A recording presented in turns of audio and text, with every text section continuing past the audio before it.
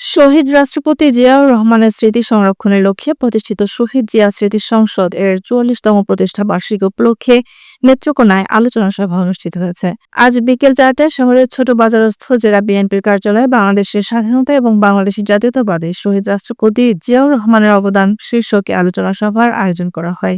শহীদ জিয়া স্মৃতি সংসদ নেত্রকোনা জেলা শাখার আয়োজনে অনুষ্ঠিত সভায় সভাপতিত্ব করেন সংগঠনের জেলা আহ্বায়ক শেখ এ.কে.এম. শহীদুল ইসলাম ছোটন। আলোচনা সভায় প্রধান অতিথি হিসেবে উপস্থিত ছিলেন জেলা বিএনপির আহ্বায়ক ডক্টর আনোয়ারুল হক। বিশেষ অতিথি হিসেবে বক্তব্য রাখেন জেলা বিএনপির সদস্য সচিব ডক্টর রফিকুল ইসলাম হিলালী। মূল আলোচক হিসেবে বক্তব্য রাখেন নেত্রকোনা সরকারি কলেজের রাষ্ট্রবিজ্ঞান বিভাগের বিভাগীয় প্রধান প্রফেসর মোহাম্মদ ইদ্রিস আলী।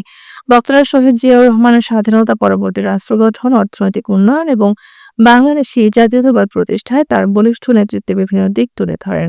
আলোচনা সভায় জেলা ও উপজেলা পর্যায়ের নেতাকর্মীরা উপস্থিত ছিলেন।